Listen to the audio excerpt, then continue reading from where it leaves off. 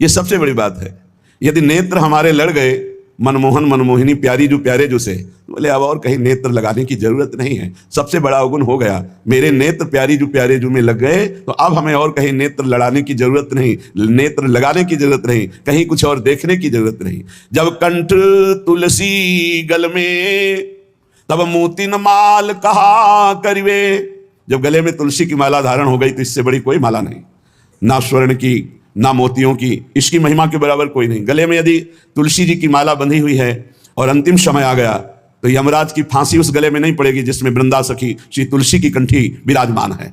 ये बड़ा सौभाग्य का विषय है। जिसका अंतःकरण मलिन है, जो तार्किक है, जो विरोधी भाव रखते, वो इन भावों को नहीं समझते। सब अगर ऐसा समझ जाए तो सब मुक्त ही ना हो जाए। इसलिए बड़े भाग्यशाली हैं जिनके हृदय में श्रद्धा और विश्वास ऐसा प्रकट होता है। जब कंठ लसी तुलसी गल में तब मोतिन माल कहा करिवे। जब चंदन रज की छाप छपी तब और सिंगार कहा भरिवे। जब गले में तुलसी की माला तो और फिर मोतियों की माला, स्वर्ण की माला है। आप आश्चर्य मानिए, भगवत चरणारविंद का आश्रय कितना प्रबल होता है। एक एक स्वर्ण आभूषण में भाई भाई में झगड़ा हो जाता है और अपने सब श्रृंगार स्वर्ण के न्यौछावर कर दे, नहीं पहनना, गले में तुलसी माला और रज धारण कर ली। ऐसे कितने उपासक जिन्होंने सर्वस्व त्याग कर दिया रस और तुलसी माला धारण करने पर, कभी आभूषण नहीं धारण किए। जब कंठ लसी तुलसी गल में तब मोतिन माल कहा करिवे। जब चंदन रज की छाप छपी तब और सिंगार कहा भरिवे। यह भाग्य जब हम ब्रज रज से तिलक रचना करते हैं और अपनी श्री जी के कल जो श्रृंगार में चंदन प्रयोग हुआ वो प्रसादी चंदन धारण करते हैं। बोले अब इससे बड़ा श्रृंगार क्या होगा। गले में कंठी तुलसी जी की और मस्तक पर रजरानी वृंदावन की और ऊपर से श्री जी का पत्रावली किया हुआ प्रसादी चंदन। तो जब चंदन रज की छाप छपी तब और सिंगार कहा भरिवे। जब लाडली लाल की ओर ढरे तब और की ओर कहा ढरिवे।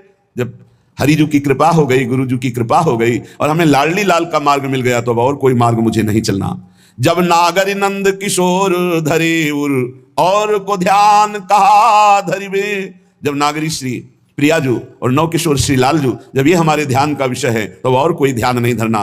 जब गौर किशोर की आस भई तब हासन लोक कहा डरिवे। जब श्री वृंदावन आए डरे तो प्राणहु जाए कहा डरिवे। जब लाडली लाल के लिए हमने अपना जीवन दे दिया तो अब हंसी कोई हमारी करे, उपहास करे, निंदा करे, इसकी कोई परवाह नहीं। और जब वृंदावन में आकर पड़ गए तो अब प्राण भी निकल जाए, अब कोई परवाह नहीं, धाम नहीं छोड़ सकते। ये बहुत सुंदर बात, निष्ठा। जब वृंदावन वास मिला तो हमें और किसी तीर्थ जाने की जरूरत नहीं। जब लाडली लाल का नाम मिल गया, राधा नाम मिल गया तो अब हमारी रसना अनन्य होकर इसी को रटेगी। जब गोरे किशोरी की चरणारविंद का चिंतन करने का सौभाग्य मिला तो अब और कोई चिंतन नहीं। जब नयन लड़ गए प्रिया प्रीतम से तो फिर इससे बड़ा गुण अब कोई नहीं, अब किसी और की तरफ नयन नहीं लड़ाएंगे। जब गले में तुलसी की माला धारण कर ली तो अब स्वर्ण के आभूषण और मोतियों की माला किसी काम की नहीं। जब रज और चंदन की छाप लगा ली तो इससे बड़ा और कोई श्रृंगार नहीं। जब लाडली लाल का मार्ग मिल गया तो इससे बड़ा कोई मार्ग नहीं। जब नागरी नंद किशोर का ध्यान धर रहे तो इससे बड़ा कोई ध्यान नहीं। जब गौर किशोर की आस हुई तो चाहे उपहास करो, निंदा करो, अपमान करो, हम हटने वाले नहीं। जैसी हरिवंश डरो काके डर होना हीन मति काची। मैं सच्ची मति वाला हूं, कच्ची मति वाला नहीं। अब वृंदावन में जब आकर के पड़ गया जीवन के लिए तो अब चाहे जितना कष्ट हो, प्राण क्यों ना निकल जाए, वृंदावन नहीं छोड़ेंगे। उपासक की ऐसी जब निष्ठा हो तब प्रेम रस जागृत हो।